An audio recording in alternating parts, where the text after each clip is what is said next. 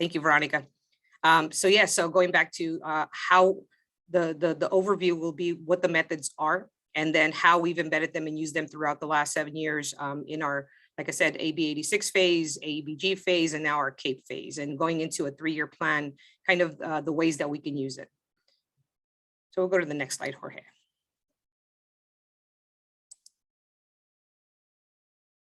So how did we use it? And I want to talk a little bit about what it really did for us, anecdotal information before Becky goes into actually the methods and facilitation.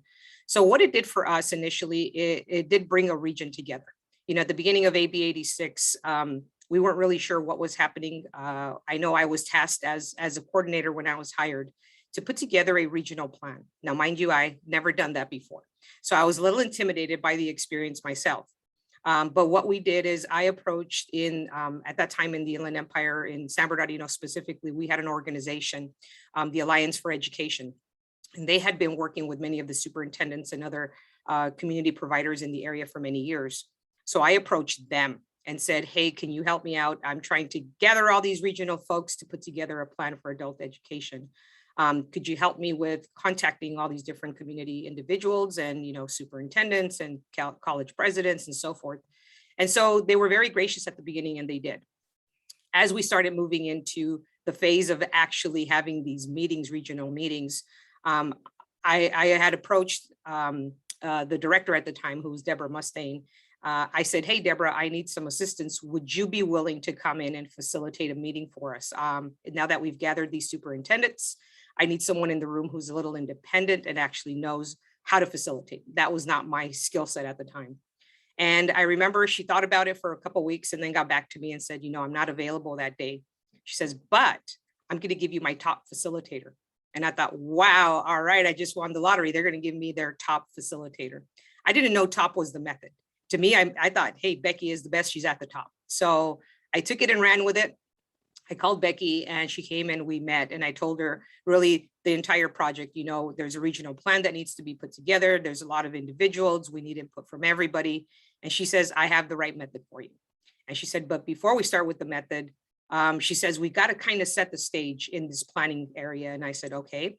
And she says, I want you to tell me what your rational aim is and your experiential aim, which is that second bullet on the slide. And so what that was is a dialogue with Becky on how to set up what we wanted the experience to be with that rational aim. It's, yeah, well, rationally, what do I want them to do? I want them to put together a regional plan. The experience I wanted them to have, those, I kept thinking, we don't know how much money we're going to get. We don't really know how long this is going to go on for. So I said, but what I want them to experience, and I told this to Becky and she will hold me to it, is I said, Becky, I want them to experience the abundance of what we can do with this money, with expanding programs. I don't want to work with individuals or set the stage where we're focusing on scarcity. I want to definitely work on seeing the abundance that we do have. So that was something that I had never told anybody other than Becky the day that we started planning.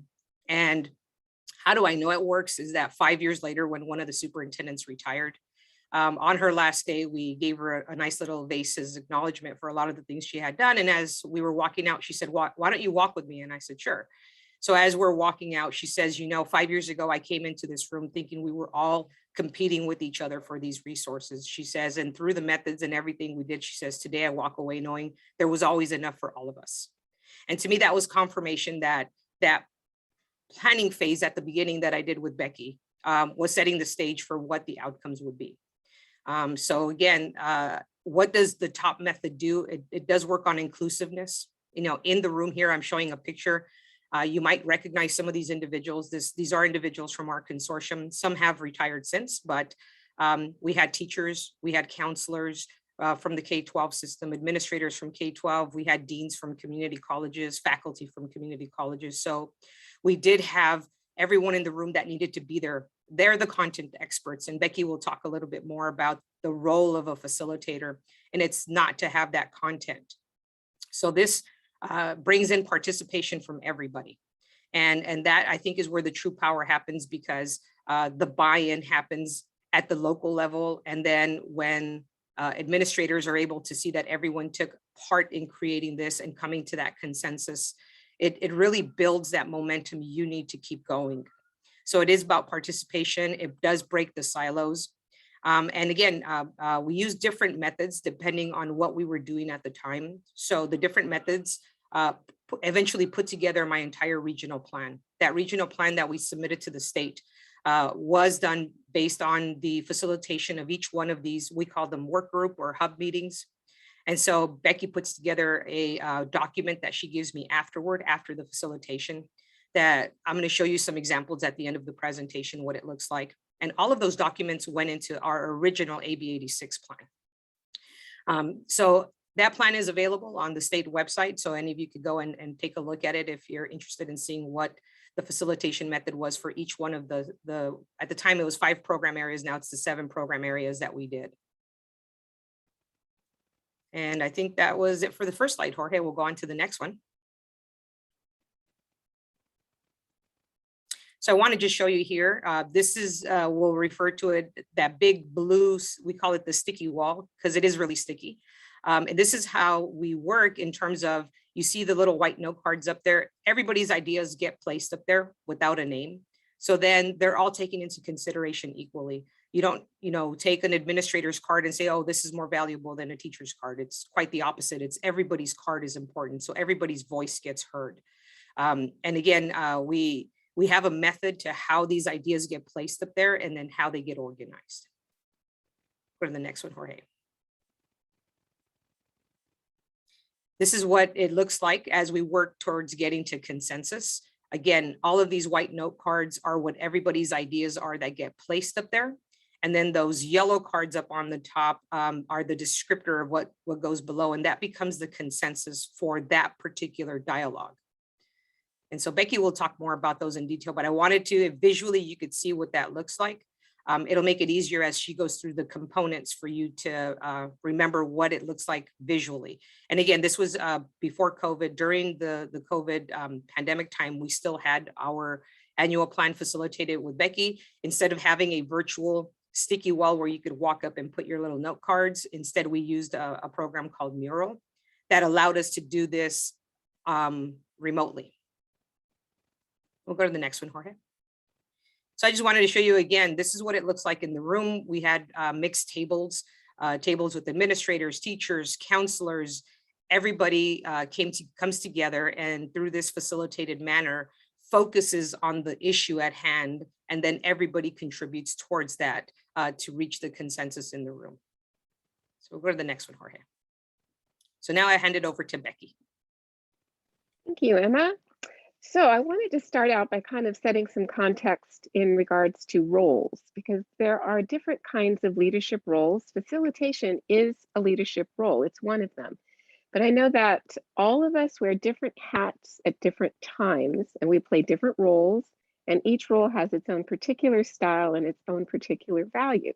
So we're not trying to suggest that facilitation is the only type of style or leadership role you should ever have. No. But they're all different, and it's important to understand the difference between them so that we don't get into role confusion. So go ahead, Jorge.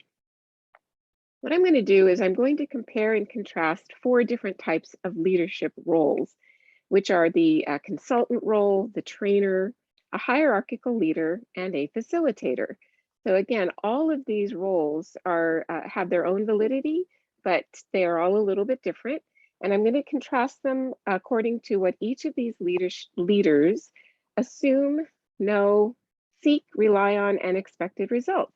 And the consultant, what the consultant assumes is that the group needs expertise. Why else would you call in a consultant? So you need some expertise, and we can go on to what they know is content.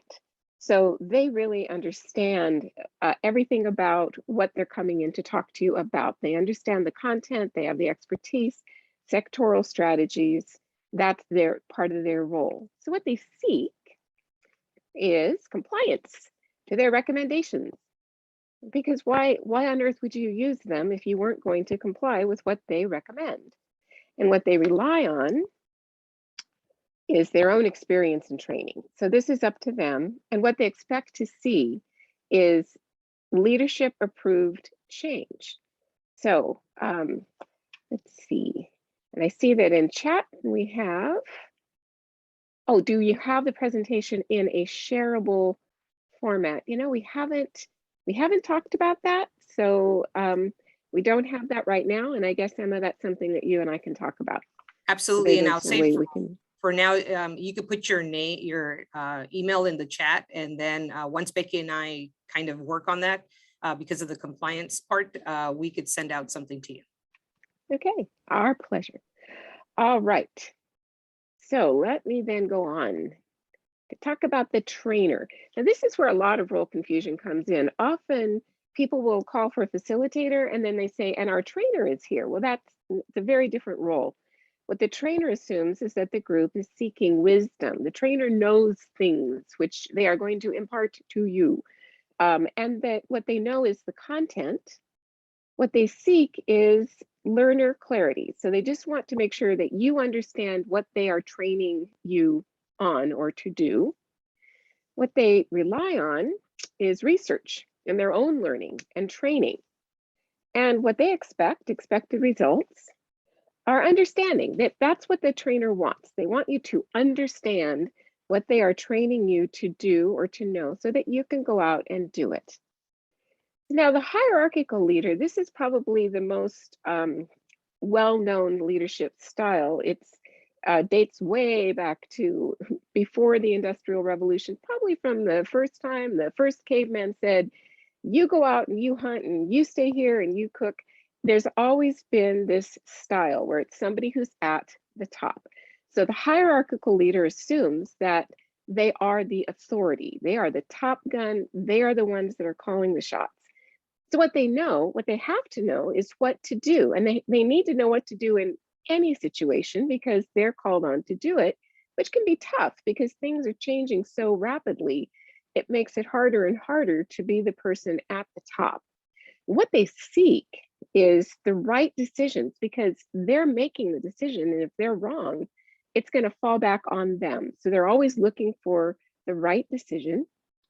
What they rely on is in their own individual abilities, their charm, their charisma, their ability to get people to go along with what they do. That's what they rely on. And what they expect, the expected results are decisions and plans. And these are decisions and plans that they will make and that they will pass down the chain. So the hierarchical leader is at the top, makes decisions, which then filter down to everybody else that is on the rungs underneath them. So that is, as I said, a very common leadership style. And before I talk about the facilitator, which is, of course, what we're talking about today, I just wanted to say that there are many places where the hierarchical leadership style is still very, very necessary. And a lot of times people will bring up a fire department. You know, you're not going to call a meeting and get everybody together to decide what's the best way to handle this. You have people that they know what they're doing, but there is somebody who is directing them. Or in a hospital, the doctors may be hierarchical leaders for their own specialty. They're not going to let everybody else weigh in because they're the ones that are ultimately responsible for making these decisions. But there is a place, though, for facilitative leadership. And that's what we're going to talk about. So with the facilitator, they assume that the group already has both wisdom and experience. So their role is to pull this from the group. So what they know is how to proceed, how to get the group to share their own wisdom and experience to come up with the best possible plan or answer. They have methods, and that's what we're going to give you an overview of this morning. What they seek is decisions that are owned by everyone. So as people are asked to share their own ideas, to share their own wisdom and experience, and through the methods, those come together into some type of a consensus or plan, people are going to feel a sense of ownership because that decision, they were part of that. What they rely on is the ability of the group. So whenever I go into a situation as a facilitator, I may come in feeling a little bit nervous, and then I remind myself, it isn't about me. This is about the group. The group has the ability to come up with these answers. I have the methods to help guide them through it. So the expected results, The expected results are a commitment to action, which again goes back to the idea that they have ownership of this. If it's a strategic plan, they have helped to create it, as opposed to having a plan that is just put on their desk and somebody else created it, some consultants created it, or somebody else said, here, this is what you need to do.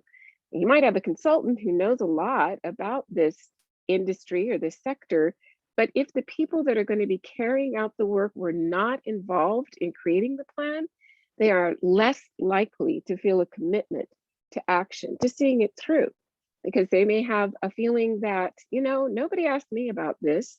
And if it fails, oh, well, it wasn't, you know, I could have told them that.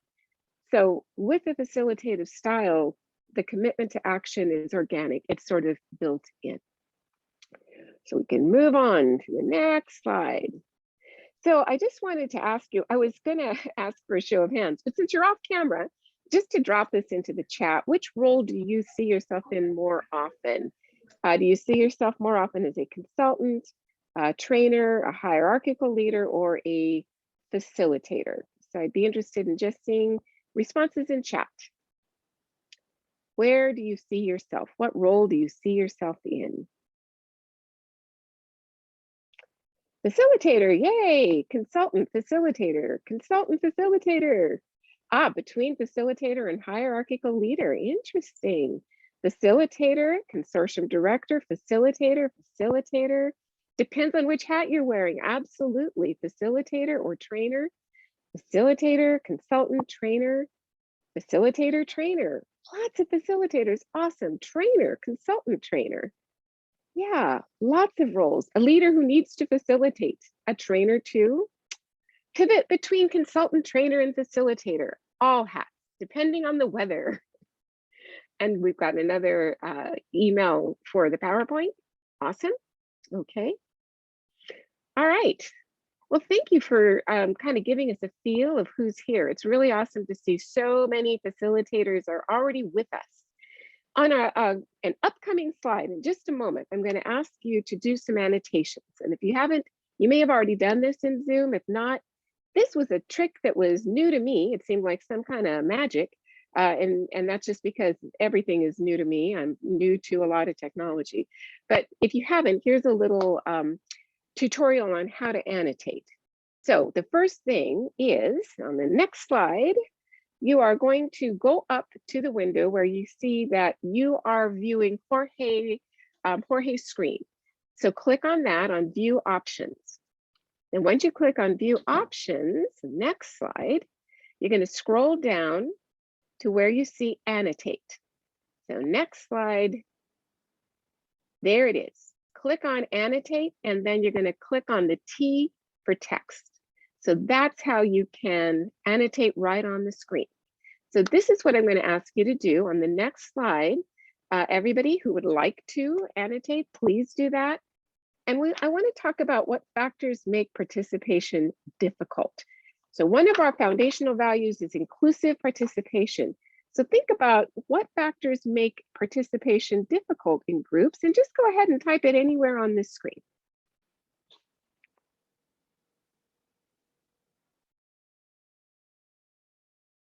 Assumptions, yeah, definitely. Hidden agendas, sure. Power structures. Lack of diversity, yeah. Different roles, yep, yep. Fear of probably sounding something negative. Incorrect, fear of sounding incorrect, yes. Organizational culture. All of these can make participation difficult. Competing priorities. And then no one wants to hear my opinion, they won't get it. Newer folks feeling like they don't know. Right, that could definitely be a hindrance to participation. Time constraints, yeah. Oh, you don't have that. If you don't have that option in the view menu, then just put it in chat. Go ahead and put something in chat and we can also read that out. Emma, if you can help me look at the chat and read those out as you see them. Absolutely. Sure. Okay. Yes. Give you multiple opportunities. Somebody put scheduling. Actually, Scheduling. that's Okay. Michelle that put scheduling. All right. No perceived value. Okay. Somebody else Time. put in time. Yeah. Yeah. Sorry, Emma. I That's gave a you a big job, one. then I took it over. That's okay. You That's a do really it. big one. You do this. Was Lack of time. buy-in, poor facilitation. Sure. Yeah. No perceived value for outcomes. Yeah. Unsure of your own ideas. Sure. Yeah. Fear of retaliation for speaking their opinions. Sure. Sure. There's another comment in the chat, Becky. Fear of what others will think if he or she speaks their opinion. Sure. Yeah. Absolutely. Yeah. Okay. Being a new in a new county and being shy. Oh, sure. Oh, yeah. Shyness is a big factor. Yeah. And I know that I've dealt with that my whole life. And then another one is not clear objectives of what is being asked. Ah, okay. All of these are true. All of these factors make participation difficult. They can all hinder it. So we'll go ahead and move on. We're going to need to, of course, clear the screen. Got to clear that screen so that we don't keep on bringing these forward with us. I'll give Jorge a moment to do that.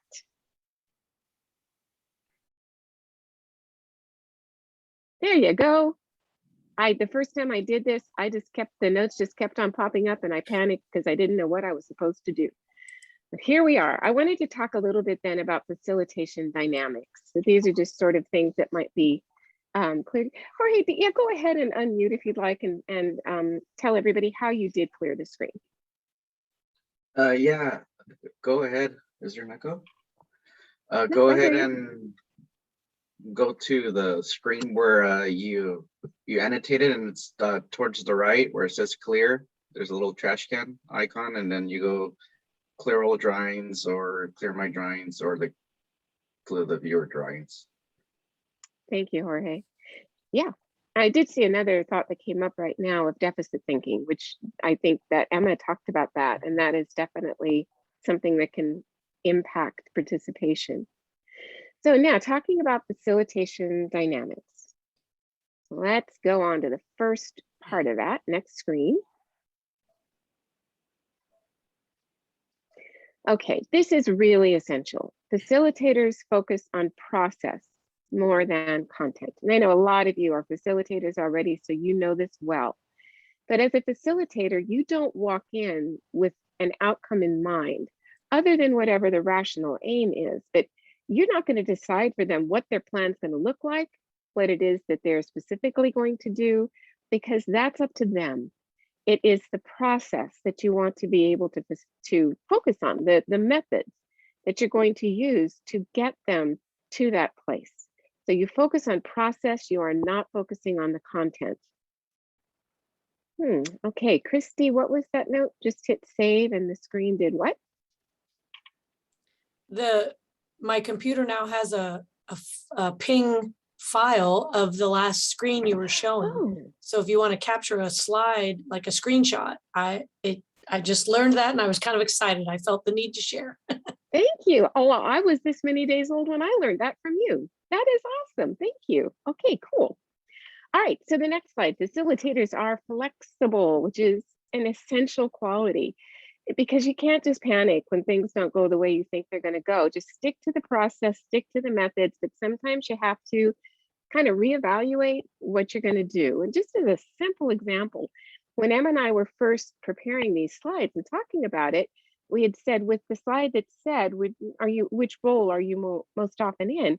We were not thinking, oh, well, people aren't going to be on camera, because we were going to say, oh, by a show of hands. So then, of course, people aren't on camera. So that's when I said, just, respond in chat. It's the same outcome, but just have to be flexible, be able to adjust to whatever the situation is. Last night, I was facilitating for a group and half of my sticky wall fell down, but that was okay. I understood those things happen. People jumped up to help me and we just taped it back up again. So you have to not panic, be flexible. Next screen. Understanding group dynamics, I know this is something that's familiar to everyone, regardless of what role you're in, but especially as a facilitator, you really need to understand how different groups work and talk and plan together, and what are some of the things that can get in the way of that. A lot of the things that you mentioned earlier about, do you have people in the group who are really shy? Do you have people in the group who are new, who may not be familiar with whatever it is you're talking about and may feel a little bit hesitant about participating, or people that overshare, over participate, or people that might just be a little bit obstructive. So you need to understand the dynamics of the group. You're still going to use your same methods and processes, but this will really help you as you are guiding the group through them. Next slide. And this again, this is really a key. Facilitators do not know the right answers, but they know the right questions, and they trust in the wisdom of the group. So it's not about having the right answers, it's about asking the right questions and letting the group guide themselves to that answer as you guide them through the methods.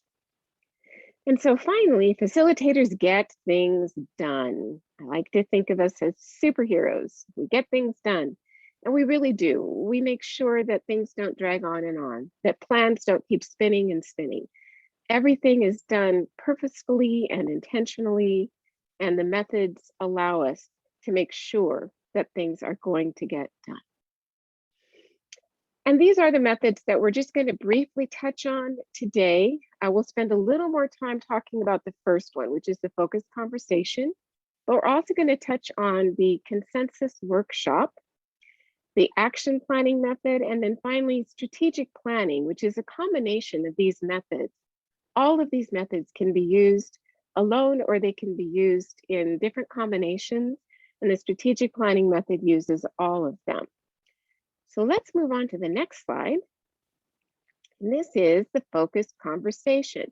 So the focused conversation is a method that allows a group to review, reflect, discuss any topic. And it doesn't have to be a controversial topic. It doesn't have to be something where they're all going to come to the same conclusion, but it's a way of allowing people to process things. It's a great method to use following a report that they may have just had to absorb or read, a chance for them to reflect, get a deeper knowledge of it or a deeper understanding. And it's a way to share diverse perspectives as well. So we're going to do a demonstration. It's going to be a little different since we are on Zoom. So it's not going to be exactly as it would if we were doing this in person, but we're still going to go through it so you get an idea of what this method is. So right now, we're going to share something together and have a focused conversation afterwards. And what we're going to share is a TED Talk. It's called Every Kid Needs a Champion, and it's by the late Rita Pierson, who was a teacher. So I think that she will be presenting perspectives that everybody can relate to in one way or another. So Jorge, if you want to go ahead and start the video for us.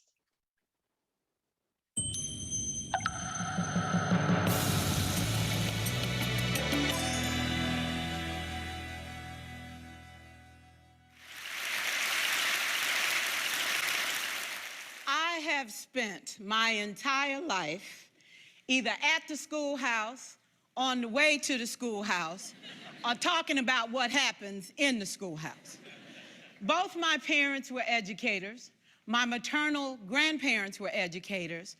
And for the past 40 years, I've done the same thing.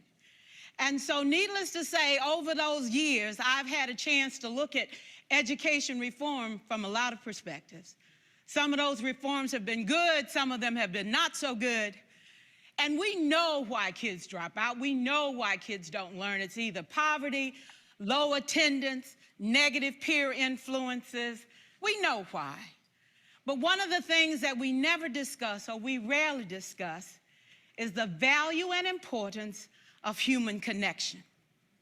Relationships. James Comer says that no significant learning can occur without a significant relationship. George Washington Carver says all learning is understanding relationships. Everyone in this room has been affected by a teacher or an adult. For years, I have watched people teach. I have looked at the best and I've looked at some of the worst. A colleague said to me one time, they don't pay me to like the kids. They pay me to teach a lesson. The kids should learn it. I should teach it. They should learn it. Case closed. Well, I said to her, you know, kids don't learn from people they don't like.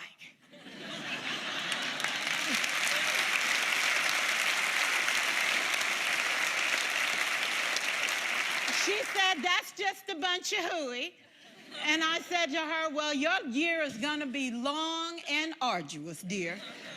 Needless to say, it was. Some people think that you can either have it in you to build a relationship or you don't. I think Stephen Covey had the right idea. He said you ought to just throw in a few simple things, like seeking first to understand as opposed to being understood. Simple things like apologizing. You ever thought about that? Tell a kid you're sorry, they're in shock. I taught a lesson once on ratios. I'm not real good with math, but I was working on it. And I got back and looked at that teacher edition. I taught the whole lesson wrong. So I came back to class the next day and I said, look, guys, I need to apologize. I taught the whole lesson wrong. I'm so sorry. They said, that's okay, Miss Pearson. You were so excited. We just let you go.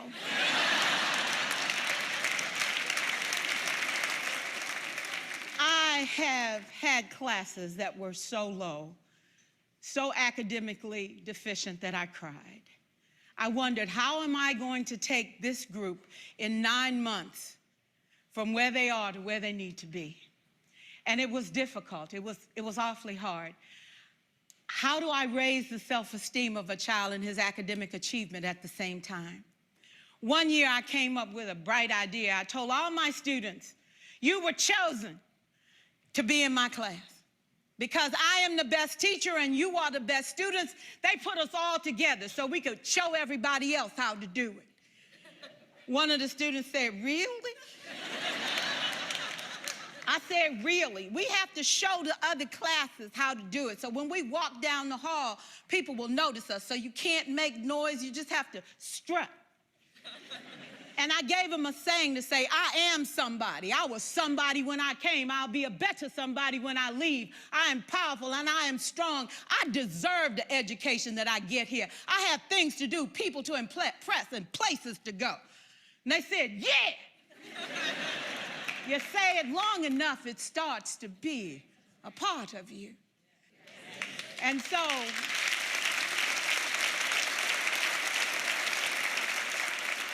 I gave a quiz, 20 questions. Student missed 18. I put a +2 on this paper and a big smiley face. He said, Miss Pearson, is this an F? I said, yes. He said, then why'd you put a smiley face? I said, because you on the roll. You got 2 right, you didn't miss them all.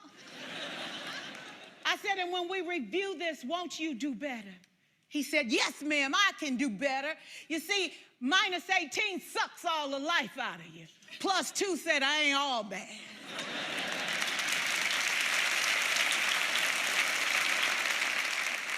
For years, I watched my mother take the time at recess to review, go on home visits in the afternoon, buy combs and brushes and peanut butter and crackers to put in her desk drawer for kids that needed to eat, and a washcloth and some soap for the kids who didn't smell so good. See, it's hard to teach kids who stink. And kids can be cruel.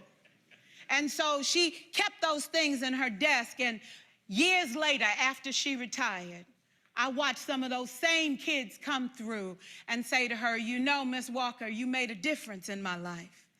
You made it work for me. You made me feel like I was somebody when I knew at the bottom I wasn't. And I want you to just see what I've become. And when my mama died 2 years ago at 92, there were so many former students at her funeral. It brought tears to my eyes, not because she was gone, but because she left a legacy of relationships that could never disappear. Can we stand to have more relationships? Absolutely. Will you like all your children? Of course not. And you know your toughest kids are never absent. Never. You won't like them all, and the tough ones show up for a reason. It's the connection, it's the relationships. And while you won't like them all, the key is they can never, ever know it. So teachers become great actors and great actresses, and we come to work when we don't feel like it, and we listen to policy that doesn't make sense, and we teach anyway. We teach anyway because that's what we do. Teaching and learning should bring joy. How powerful would our world be if we had kids who were not afraid to take risks, who were not afraid to think, and who had a champion? Every child deserves a champion, an adult who will never give up on them, who understands the power of connection and insists that they become the best that they can possibly be. Is this job tough? You betcha. Oh God, you betcha. But it is not impossible. We can do this. We're educators. We're born to make a difference. Thank you so much.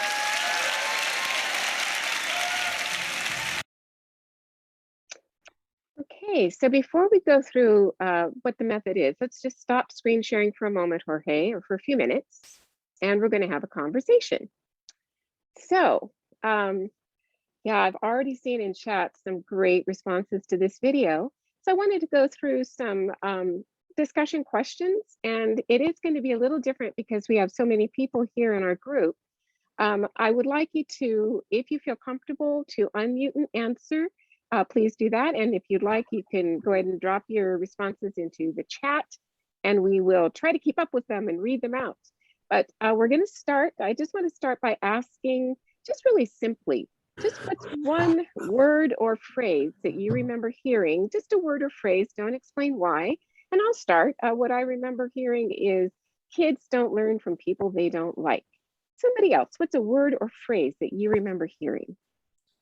They come for the connection. They come for the connection. Okay. Diana And said Emma, relationships. okay, we'll try to keep up with the chat. Education's about relationships. Yep. Tough ones Tough are ones never are- absent. Yeah. Okay. I'm the best teacher and you're the best students, and we were Wow. chosen to be together. Okay. All right. They must never know. Mm, We mhm, show up anyway. mhm, Using plus, mhm. It says you are someone. Yeah. Other words or phrases that come to mind. We are educators and this is what we do. Mm. Mm. Okay. All right. Thank you. So what emotions did you see from Rita or from the audience? What were some emotions you saw? Passion. Mm-hmm. Passion Mhm. twice. Mm-hmm. Acknowledgement. Acknowledgement, love, yeah. Commitment. Thank you. Preach.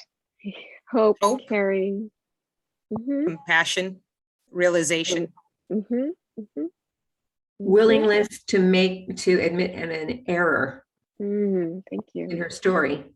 Yeah. Mhm, Energy and appreciation. mhm, Warmth. mhm. Mm, Caring. It says profound joy, vulnerability, and connection. mm, Relatability. Relatability. Okay. All right. Authenticity.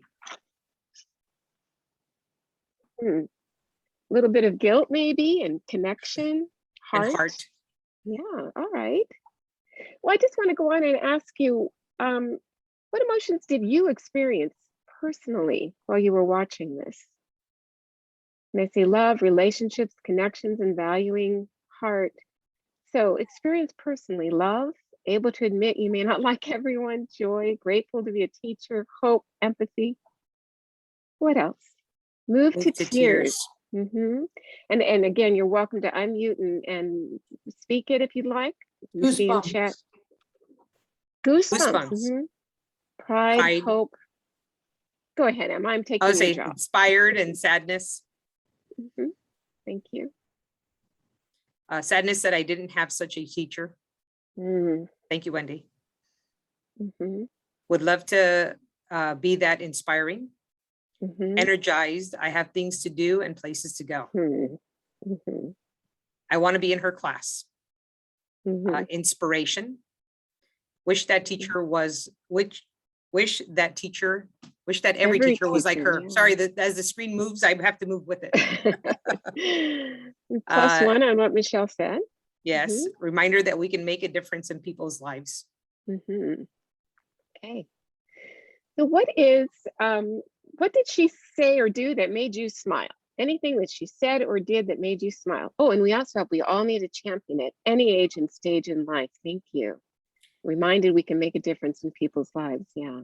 So what did she say or do that made you smile during the video? The +2 is better than a -18. Her passion and optimism, Mm-hmm. Mm-hmm. authentic language and truth. Mm-hmm. It says share her mistake in teaching the lesson. Never say die attitude. The tough ones are never absent.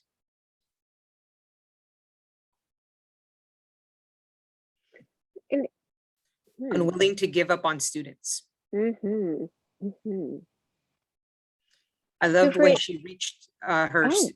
recreated her Recreated? students' interactions. Yeah. Yeah. Okay. Well, thank you for that. I'm gonna ask you next if you would like to share what memories from your own life did this bring back? Anyone who would like to share? And also, I wanted to make sure we didn't miss in chat. We've got her body language projected joy, confidence, assurance in herself, and playfulness. I love that.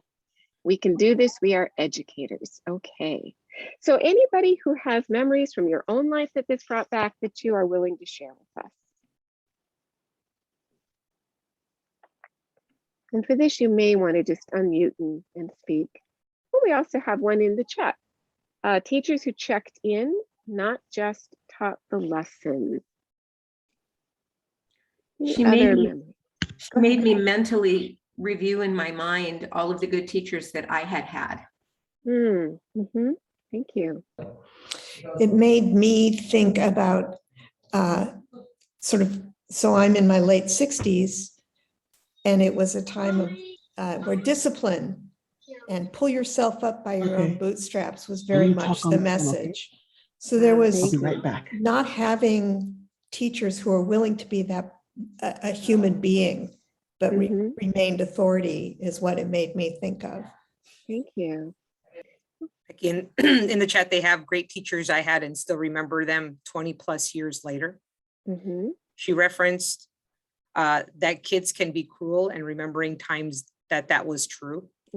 How most of my teachers were like the ones she spoke of who had an arduous year. When she was talking about the funeral of her mother, I found myself thinking, I wonder if any students would come to mind. I want to share about the teacher that I had in high school, my math teacher, who I remember the most and made the most impact, yet I did not like him at all when he was teaching me. He always expected me to have the top score like everybody else. And I didn't think I could do it. I was an A- student, a solid A- student. And that was okay with me because I figured it's still an A, but he always wanted me to have the top score. And he always taught me, and I remember this to this day, and he would say to me, Marianne, you must learn how to compete. You must learn how to compete. How are you going to get into Harvard if you don't learn how to compete? And I remember one time being so frustrated because I finally got a score above 95. And yet I was in we didn't have gifted classes. I was in an accelerated math class. There were only like 2 or 3 other females in the class because math classes were for boys. I mean, I went to school in the 70s and the early 80s. And so I just remember being so frustrated because I got a score finally above a 95, and he still said, but everybody else got 100. And so you're still at the bottom, even with a 95, basically. And again, how are you going to learn how to, how are you going to get into Harvard if you don't learn how to compete? And I said, I don't even want to go to Harvard. So, but I still remember that to this day. And everything that has carried me through life has been about working towards being better than what I think I can do. And he believed in me. And that's why he was so hard on me. And it did impact my entire life, so that I do still remember him about learning how to compete and being, and he meant competing with myself and getting up in those scores where he believed that I could be, and not at the bottom of the curve. Oh, thank you for sharing that. And I know we have a few more in chat. I do want to make sure we capture those. Emma, are you tracking those with Yes. me? Okay.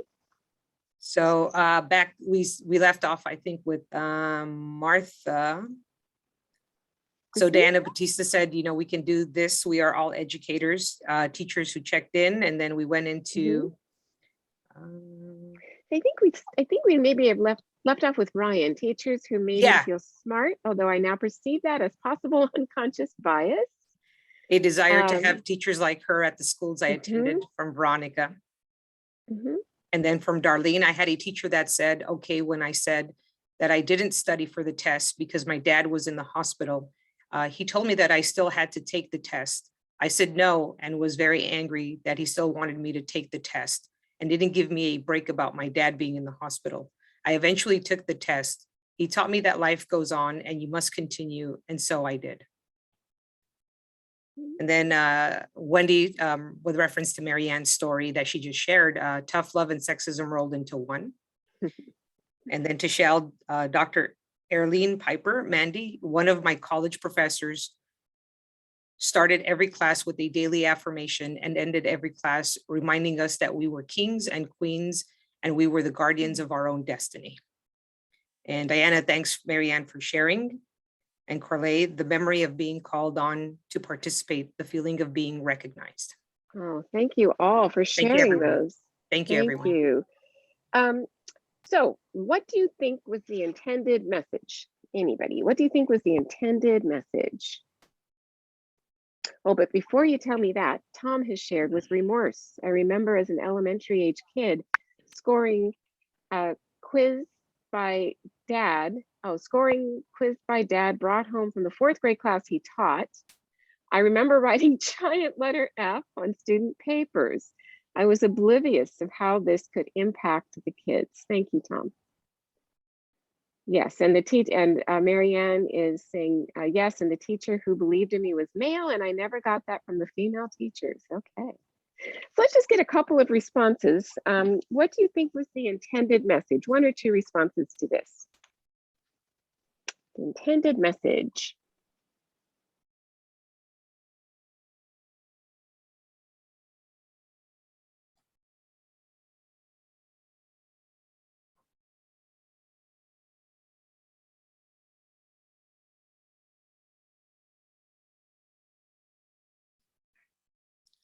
Wendy has be human with your students and give them what you would like to be given. Thank you. Thank you. Okay. And I can say something. I think it's what she wanted to communicate is the power that teachers have, and that, you know, it is something that's built into them. And I think that, you know, that's a universal trait. Like I studied in India, and I relate to some of my teachers and the message that she was communicating. So it doesn't matter where in the world you're from, but most people who go into this profession want to make a difference and are genuine, and, you know, will do anything to change lives, and it can change lives based on the examples that she gave. Thank you. Thank you very much. Thank you. And in the chat, Diana said you can make a difference. And then Kim said, absolutely, also grace in this time. And then Justin, teachers teach because that's what we do no matter what. Learn to inspire in all we do. Educators have the power to change the entire outlook and self-perception. At the end of the day, it's all about the relationship. My teaching motto, students don't care how much you know until they know how much you care. And then meet students where they are.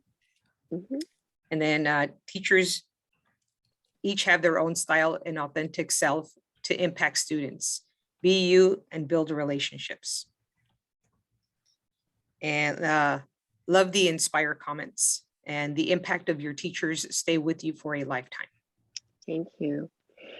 So, and again, just a couple of responses to this. What myths about teaching does this video dispel? Myths about teaching.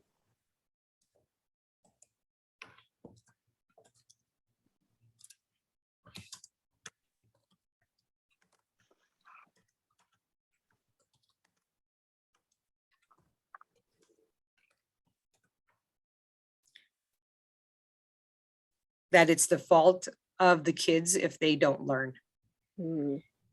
Oh, Yes, Martha asked to the repeat. question is, what myths about teaching does this video dispel?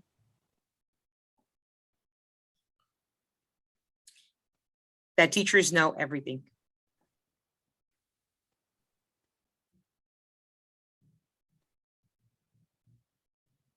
Thank you. Yep, you have a yes to that. Okay.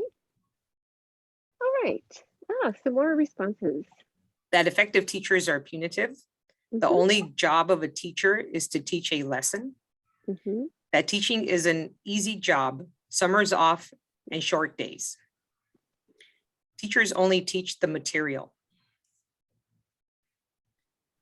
So much more than that.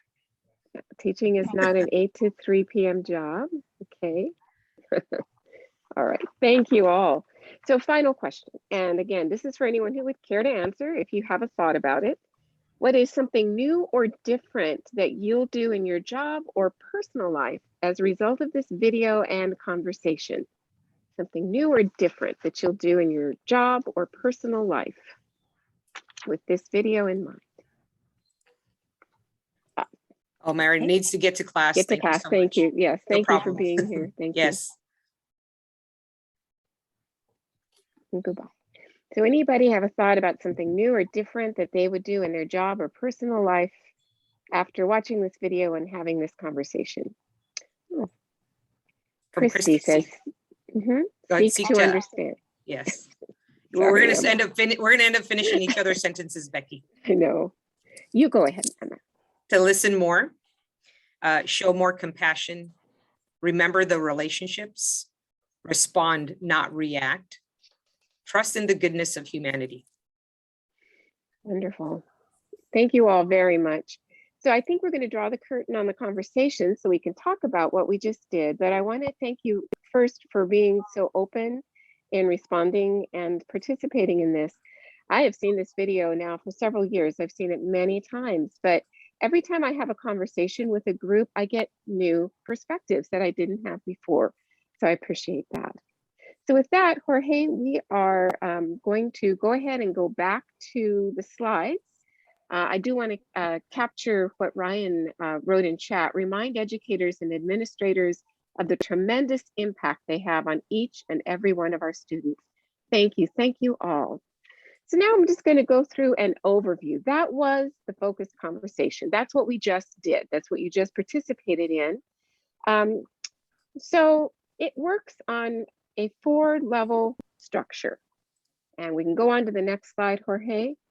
So at the very first level, this is how our brains work as we're thinking clearly and how we take in the world around us.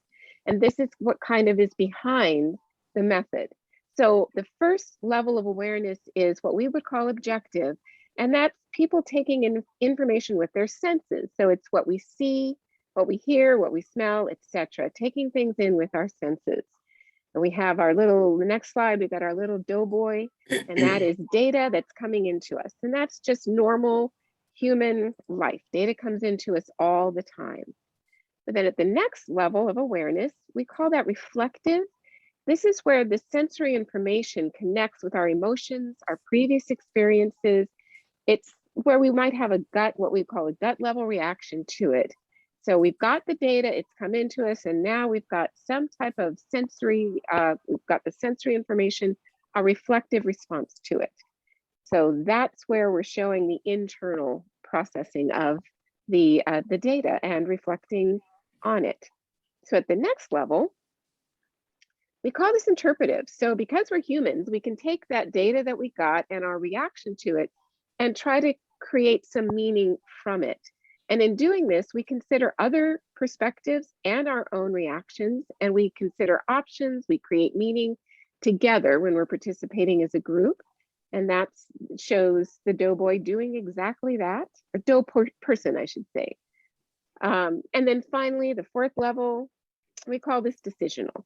We choose what actions we'll take or how we will change our perspective. So that's where we may be motivated to take action, or we may not. Our decision may be that we're not doing anything different. That's still a decision. So we think on these 4 levels. So even though our conversations, our brain works that way, our conversations often don't. That's why in the focused conversation, we structure our questions in advance so that we can ask questions at each of these levels in turn, beginning with the objective level. So we can go on to the next slides. So looking at the next slide, we had 3 questions that were at the objective level. And that was, what is one word or phrase you remember hearing? What other words or phrases come to mind? And what emotions did you see from reader or the audience? So this is still asking for things that have come into you through your senses. So next slide, Jorge. That is your sensory data, what you see, hear, taste, touch, and smell. Then we get into your reaction and your emotion, your internal experience and perspective, which is our reflective level. That's what emotions did you experience? What did she say or do that made you smile? And then what memories from your own life did this bring back? So the reflective level also includes memories. Memories are also something that responds to you on a more reflective, sometimes emotional level. And then the next level, where we're discerning meaning, the interpretive level. What do you think was the intended message? And then what myths about teaching does this video dispel? So you've taken your objective data, you've gone through your response to it, your reflective response. Now you're drawing meaning from it. And we got a lot of response to this. A lot of people were able to do that, discern meaning from it, and then articulate that. And about myths, what myths does it dispel? Again, asking you to kind of do some analysis, some interpretation of this.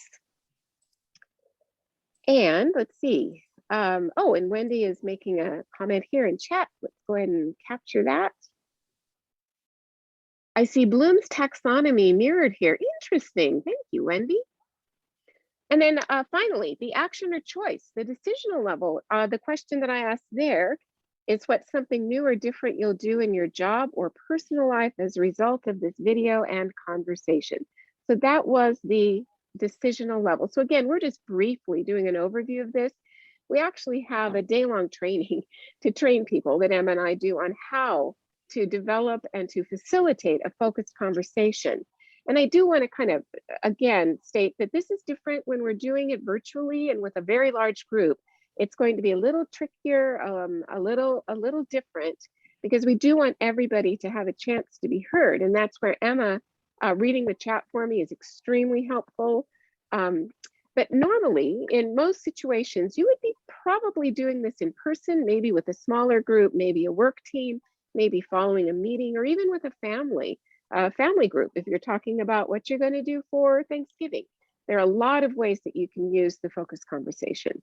So moving on, I wanted to talk to you about how you develop a focused conversation. And again, this is not meant to train you on it right now, but to give you an overview of it, although we welcome you to take from this whatever is helpful to you. The first thing you would do, of course, is determine your topic. Of course, you're not going to have a conversation about nothing. It's about something. Then decide on your rational and experiential aims. And that was something Emma was talking about earlier when she talked about how we first went into this strategic planning. Your rational aim is, what do you want the group to understand or know based on whatever it is you're talking about? And then the experiential aim is, What do you want them to experience? How do you want them to feel? What inner impact do you want the conversation to have? Then you develop your questions following the ORID, we call it an ORID, following the ORID flow. Make sure that you're using open questions. So you don't have yes or no questions, because obviously that's just going to lead to yes or no answers. And you always want to begin with simple questions and then build to more complex. And the first question you ask, typically, if you have a group that's a good size to do this, it's a small enough size, is you try to get everybody to answer the first question. It's a little too difficult in this virtual setting, but generally that's what you try to do. Always allow for diverse perspectives. So everybody doesn't have to like it. There might be people that don't. That's why you ask people for different reflective questions, different reactions to it. Make sure you can answer the questions yourself. So once you've developed these questions, read them out to yourself and think, how would I answer that? And if you can't answer it, scratch it off, redo it. Because if you can't answer it, the possibility is neither can the people in the group. And then look at the questions and say, is this going to achieve what I said I wanted to achieve, my rational aim and my experiential aim? Hopefully it is. If not, go back and tweak it until it does. And then you want an opening to introduce the topic and a closing. And the closing is usually really simple. In this case, I thanked you for participating and told you with great honesty that I do get different perspectives every time I see this video. That's how you develop it. So let's talk really quickly now about how you facilitate a focused conversation. I'm trying to be mindful of our time because Emma's got even more exciting stuff to share with you. So just quickly, you want to have a warm, affirming, but neutral presence. And that means you can nod, you can smile, you can say thank you, you can say mm-hmm, but you don't want to say good answer or I don't get it, obviously.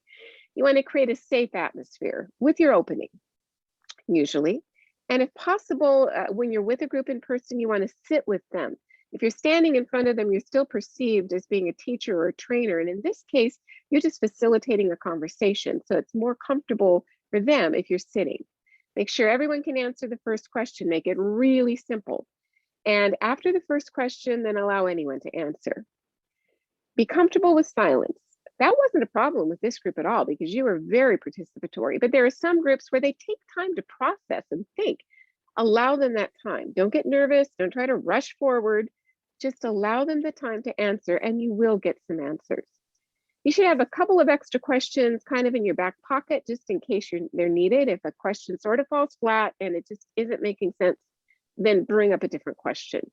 And you can restate the question. And I think that, somebody had asked to have a question restated, which is perfectly fine. If it seems like maybe people didn't quite hear it, go ahead and just restate it.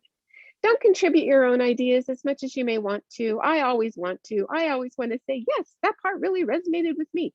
No, you're neutral, you're facilitating. It's their ideas. And avoid giving feedback. As I said earlier, if you say great idea to one person, you're gonna have to say it to every single person.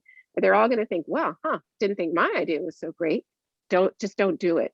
Say thank you, smile, nod, go, but don't say good idea, great idea, or interesting. Just please don't do that. And in the closing, express your appreciation to the group for participating. So that in very brief is how you facilitate a focused conversation. And on the next slide here, I'm just going to go through this. You don't need to annotate or make any notes on it, but these are some of the uses of a focused conversation. This is how it's generally used. It's going to help all group members to participate. You're going to elicit clear ideas and conclusions. You're going to broaden the group members' perspectives. It helps to ensure that you're going to have meaningful dialogue, not just, well, what did you think about that? But actually some meaningful dialogue. And it can move any discussion to a productive end. Now, that doesn't mean that you're going to move to an end where everybody has the same opinion. That's not important in this method. What's important is that everybody has a shared group of perspectives. Everyone has heard others' ideas and their ideas have been heard. And that's helped them to process this. So those are some uses for the focused conversation. And again, being mindful of our time, I think what I'll do is wait till the end of our presentation for questions so we make sure we've got time to go through the rest of this just sort of briefly. Is that okay with you, Emma? Okay, all right. So let's talk next about the consensus workshop. This is a method. This is a wonderful method. Again, we have a full day training just on the consensus workshop, but it's a way you can work with a group to create consensus in a short period of time. It's an integrated collective thinking process.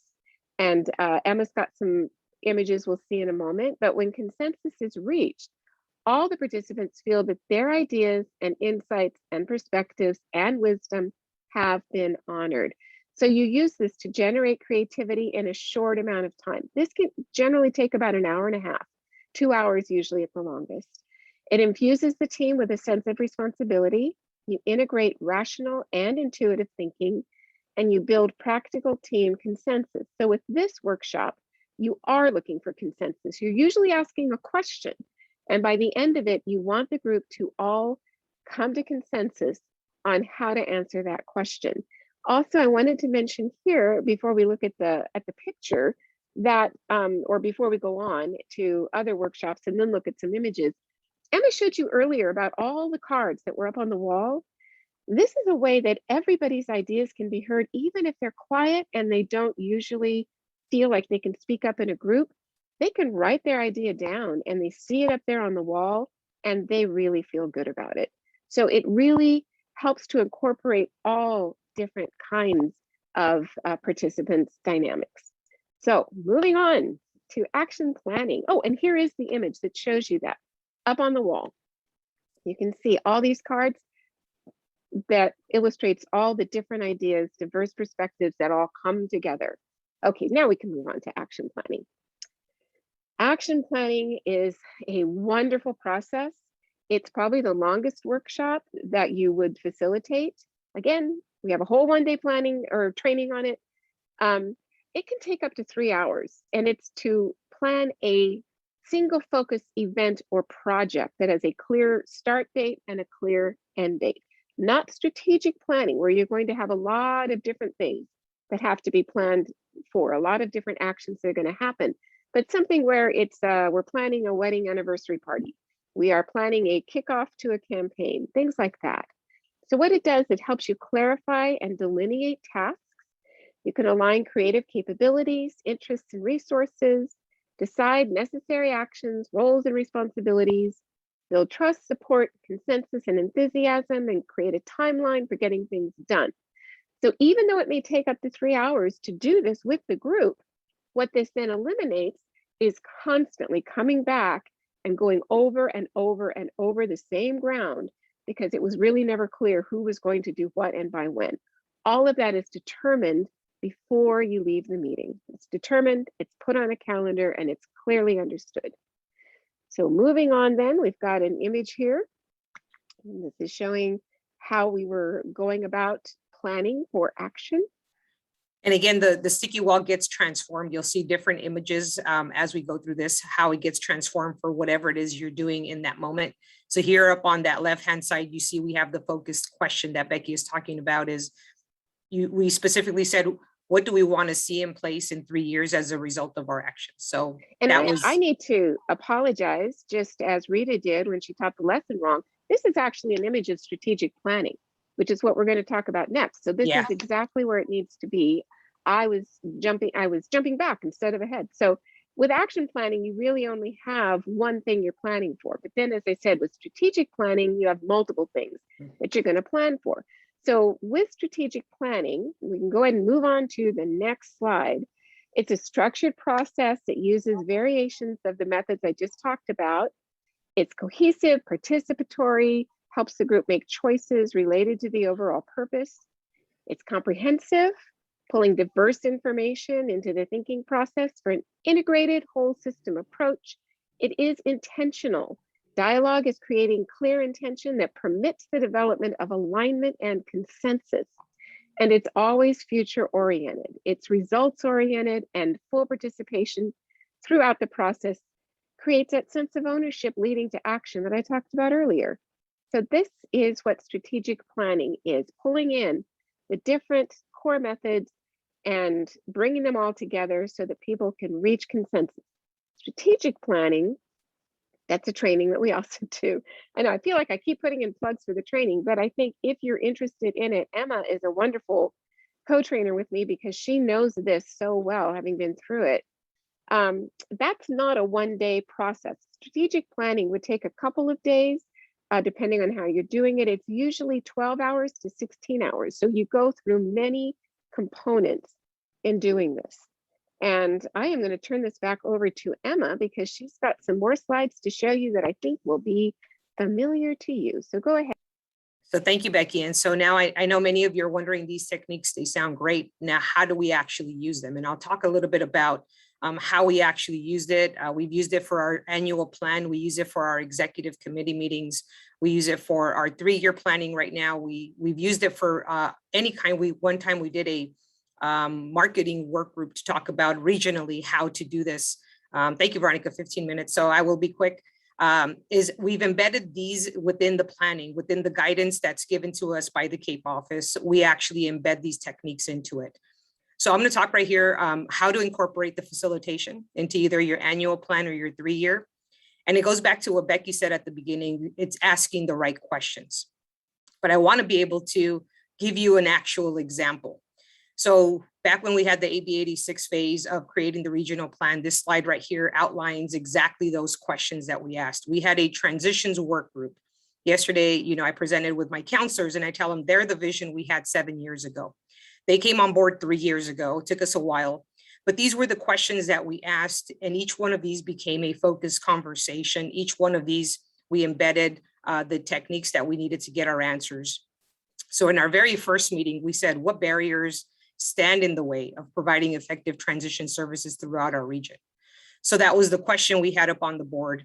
And so Becky did a focused conversation that then led to an actual consensus of what the group thought is what the barriers were. So first we identified the barriers. In a second meeting, again, and this was convened with counselors from community college, counselors from K-12, administrators, deans, teachers, faculty. We invited everyone that was interested in talking about transition into the room. And we must have had a group of about 15 people, 15 to 20 people, I think, on average. In our second meeting, we asked the question, what do we want to see in place in 5 years as a result of our actions? We started with a vision of 5 years because at the time we didn't know we were going to do 3-year planning. So Becky's idea was, let's look at 5 years in the future because it's going to take us a while to get these things in place. So that was a second meeting. Again, we only focused on that one question for those 2 to 3 hours. We came back in our third meeting was, what practical actions can we take to deal with the contradictions and move towards our vision? And so again, that in itself, we only focused on that one topic that Becky facilitated. And then the last meeting was, what will our specific measurable accomplishments be over the first 12 months? We wanted to have an action plan, a strategic plan. So through each one of these meetings, I'm going to show you now what the documentation looks like, because then that documentation actually went into our AB 86 plan. So you can see here, those little bullets in white, in the white section, those are all those little note cards that everybody put up on that sticky wall. So everybody's thoughts get heard, even if they're duplicated, it still goes up. The blue section is the consensus of what the group came up with. Way on the bottom, I put in response to the question, because if you read the question and then read each one of those blue boxes, it answers the question. And I think that's the most frustrating thing when you're in a group setting or trying to create some kind of a plan, is that you walk away still not knowing what you're going to do. So this actually was the consensus of the group. We got full buy-in. As you can see, this goes back to August of 2014 when we started the dialogue on AB 86. So again, this table actually went into our AB 86 plan, regional plan that we submitted to the state. Next one, Jorge. So this was the second meeting we had. What is our vision for the next 5 years? And again, each one of these white sections was all of those note cards. Everybody's ideas go in there. That blue section is exactly the consensus of the group on what our vision was for the next 5 years. And we'll go to the next one, Jorge. Then this became part of the strategic direction we wanted to move in. Becky facilitated this. Again, we put up these tape lines up on the sticky wall to give it that feel of the strategic plan of what direction we're moving in. Again, we only focused on that one question: what practical actions can we take to deal with the contradictions and move forward in our vision? And so each one of these then gets narrowed and refined. So this is how we started. Again, Becky facilitated that. No, yeah, go ahead, Jorge. Next one. This is how we started. And each one is a refinement of what needs to happen. We talked about our current reality. We talked about our 12-month accomplishment. And then the success indicators. How do we know we're actually moving that needle and getting closer to our actual vision? And so each one of these was an area that we outlined for each one of the, just for this one, like I said, transitions hub or work group. We'll go to the next one, Jorge.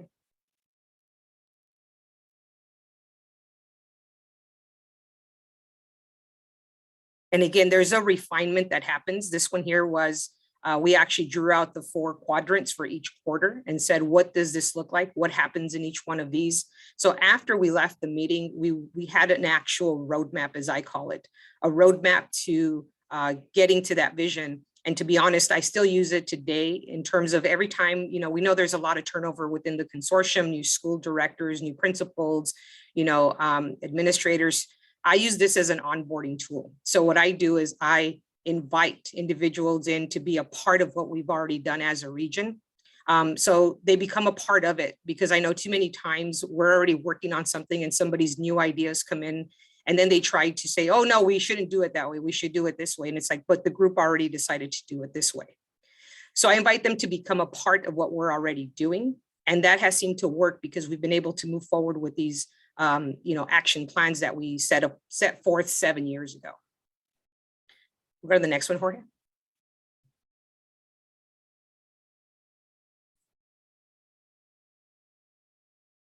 And so again, it gets refined and refined so that when you walk away, you know exactly, like Becky said, the steps that we need to take, by when we're going to do it, who are those individuals involved, and if there's money involved, what is the budget for that? And that's for each one of our different areas of focus. And we'll go to the next one, Jorge.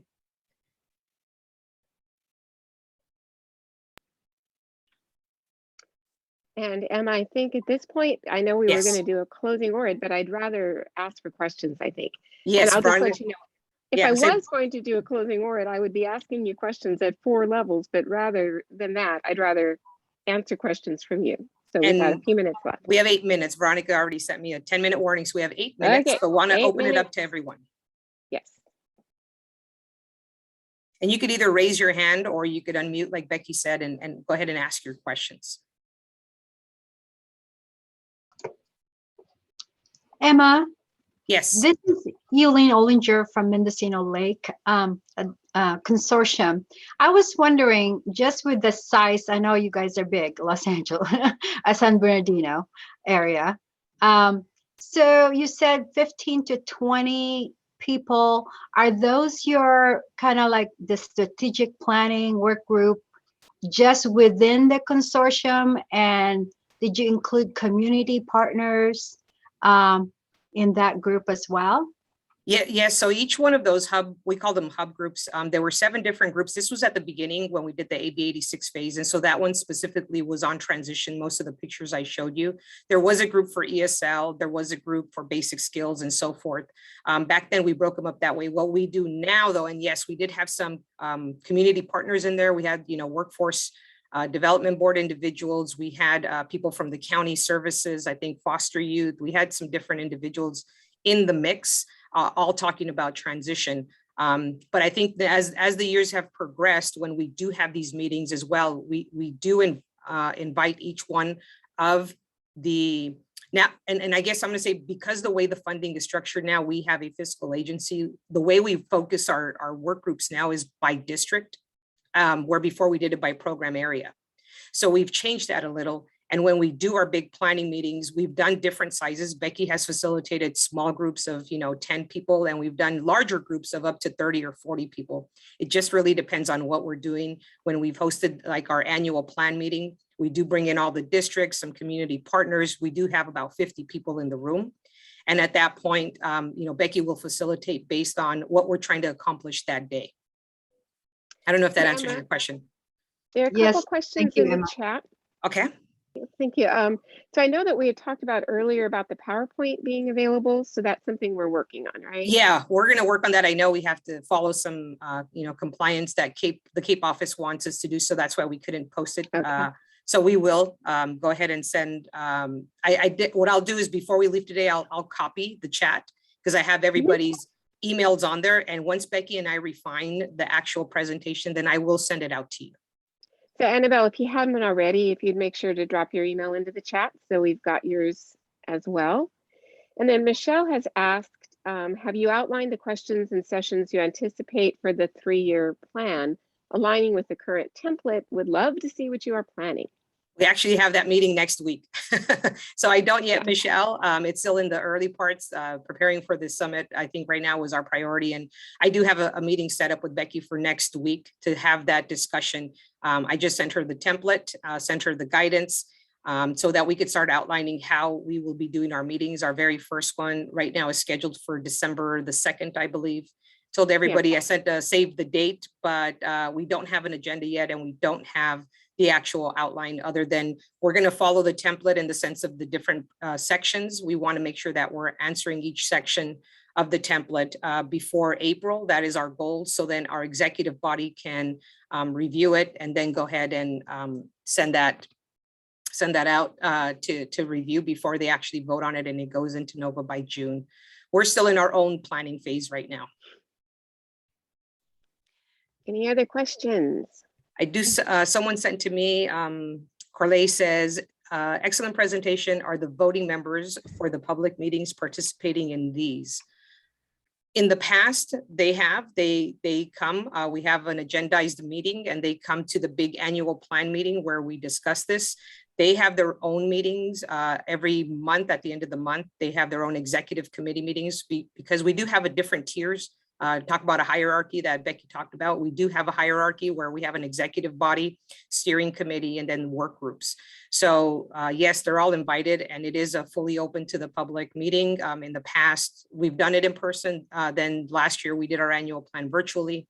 So this year, I think we're still kind of figuring out what to do for the spring, knowing that, some of us are already coming back to campuses. We're in that process of our own discussion about that. Emma, I have a question. Yes. Since you are part of the CAPE planning, the CAPE process, everything about CAPE, and it looks like you're also doing the facilitation. So how do you keep your roles kind of separate or try to bring in the objectivity of being a facilitator since you're a part of it? You're going to be impacted by the planning. So technically, that's why I hire Becky. She is an outside facilitator and not employed by me or the consortium. We hire her as an independent contractor. So I don't facilitate my own meetings, and that's a great point, Marianne. Ideally, if you have some skin in the game, it's kind of hard. So I've always had Becky to be able to be there and be that independent person between myself. I'm not a voting member of my consortium. It's our executive level that are the voting members. So I try to stay as impartial as I can. My job is to bring the information to the group, and then Becky walks them through the process and they make the decisions. 3 minutes left. Thank you. 2 minutes left. That was also a good point, Emma, that you brought up, is that it's really hard. You can't really facilitate a group that you are a part of. It's why it's important to bring in a neutral facilitator so that there's no perception of bias from the participants. Neil has a couple of comments. He just says, I hope this 3-year go around aligns with whatever existing planning you have gone through. I think it does, Neil. I think, I'm very thankful that we have the templates and the guidance such ahead of time. I know in the past, sometimes we kind of run closer to the date when it's due. So this allows for a better dialogue. And I think to build on what we've already done, we have enough data to look back for the last 7 years and say what has and hasn't worked and where do we want to go in setting that vision. So I think we are. I think you're definitely right, Neil. It will align more and we could definitely build on it. And then Neil also says, I know the CAPE targets will force members to forecast out in the future, but we needed to jumpstart this process. So thank you. That's maybe why the templates have gone out so early to give us that time. And then Wendy says we're coordinating our planning with SEEP and CCSF. For the, I was going to say for the non-community college people, that's the Student Equity and Achievement Program, which is another pot of categorical money. Excuse me. Thank you, Wendy. And yeah, So that's why I'll say, Becky, that's why facilitation is so important, because you do have so many different players in the room. Yes. And I know that our time is coming to an end. So I just wanted to thank you for all the nice comments in the chat too. It makes us happy, makes Yes, us thank feel you. good. We're glad that you were here, and I appreciate Emma inviting me to co-present with her. And Emma, did you have any little closing remark? No, just thank you everybody for being here. You know, I love facilitation. I think it really, helps us to get things done. And Neil, thank you for joining us and getting up early. He said it was a great workshop. So thank you, Neil. And just want to thank each one of you. And I will copy the chat and send out that PowerPoint once Becky and I refine it. Yeah, thank you all.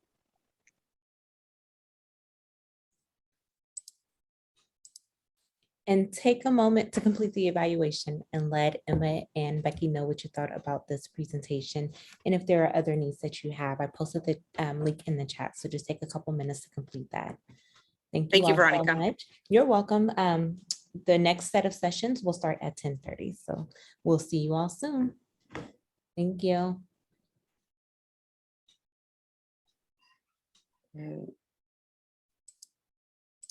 I wanted to make sure I saved the chat.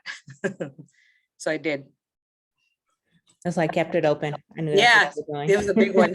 Thank you. Thank you, Veronica. You're welcome. Have a great day, Thank you, Jorge. everyone. Thank you, everyone. Thank you very much. Good day, everyone. Thank you. Thank you, Jorge.